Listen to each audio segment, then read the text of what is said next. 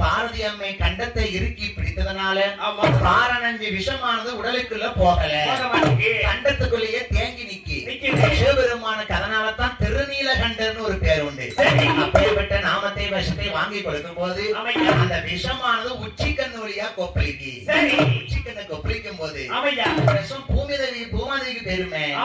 ஒரு ஆங்கார சுரபத்தோடு காளியாக பிரவி செய்தார்.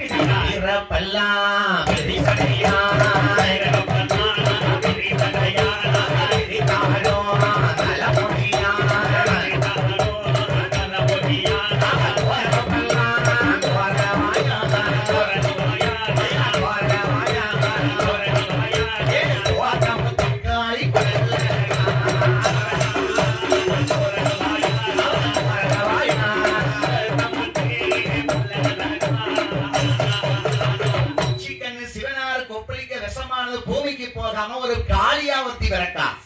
அவதான் எல்லாத்துக்கும் மூத்தவா. ஏன் தம்பி, உலகத்துல எத்தனை காளியம்மா இருக்கா?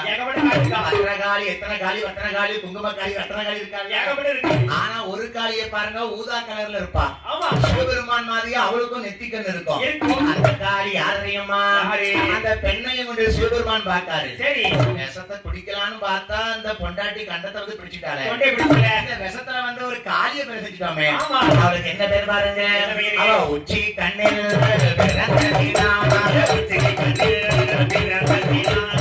உச்சி மாகாளி பேர் கொடுத்த ஆண்டவன் சிவபெருமான்.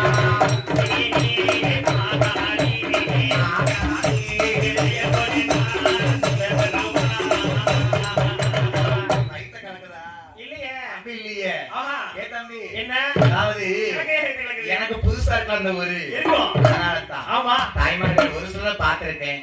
புதுசா வர மக்கள் நல்லா கதையை கேளுங்க. ஏதாவது குறைகள் இருந்தா சொல்லிருங்க. நாங்க உங்க வீட்டு பிள்ளைகள் தான். ஏ தம்பி, என்னை அடிக்காதேமா, உள்ளூர்காரன் குளத்துக்காரன் போட்டு நல்லா மிதிங்க வாங்கிடுவான். நல்லா கேளுங்க. அந்த உச்சி மகாளி அம்மால வடக்கு கோட்டை வாசல்ல வடக்கு வாசல்ல உட்கார வச்சிட்டாரு. 10வது நாள் ஆச்சு. தெய்வம் அமுதம் வந்து பிறக்கு பாருங்க. தெய்வம் அமுதம் பிறந்துட்டு தேவர்கள் எனக்குங்க 2 பேரும் சேர்ந்தனை கடைஞ்சாங்க. அப்ப 2 பேருக்கு சம்பளம் கொடுக்கணும்ல. அதனால தேவர்கள் எனக்கு அமுதங்க, அசுரன் எனக்கு வேணுங்க. யாருக்கு கொடுத்தா நல்லதா இருக்கும்? ஏன்னா அவங்கதான் சிவனுக்கு அடிமையில பார்ப்பாங்க. அசுரன் அரக்கனை கொடுத்து என்ன பிரயோஜனம்? இதை எடுக்க வேண்டுமே. ஆனால் சண்டைய நுப்பாட்டணும். முதல்ல சண்டை எப்படி நுப்பாட்டலாம்? இங்க தேவர்களுக்கு அசுரனுக்கு சண்டை